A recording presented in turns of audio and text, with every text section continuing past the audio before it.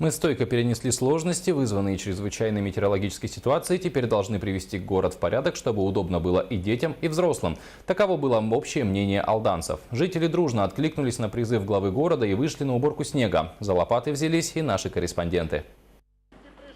Первая суббота октября для самых активных и неравнодушных алданцев выдалась поистине жаркой. В этот день был объявлен общегородской субботник по уборке снега. «Мы любим наш город добрыми делами», гласил девиз нетипичной для осени уборки.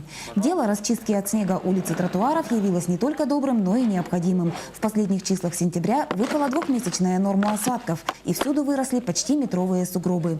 Во вторник после всей стихии я обратился к жителям города в WhatsApp, с призывом выйти 7 числа на работы, очистить площади, детские площадки, тротуары, скверы.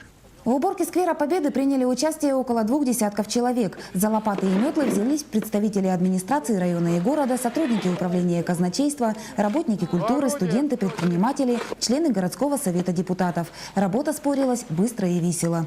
Нет, не холодно, прекрасная теплая погода, просто снегу по пояс. Вот мы его и решили почистить, помочь городу. Настроение отличное, даже сказал, самое лучшее. Да, наверное, целый день, ведь надо помогать любимому городу, потому что кто, если не мы.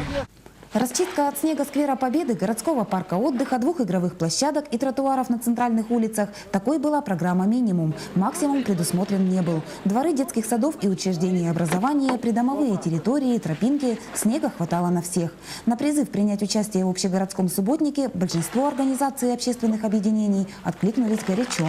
Алданцы всегда были легки на подъемы, и одна семья, и поэтому дай бог, чтобы все было у нас хорошо, мы так жили дружно. Ну а непогода, она всегда приносит нам сюрпризы, мы с ней готовы побороться.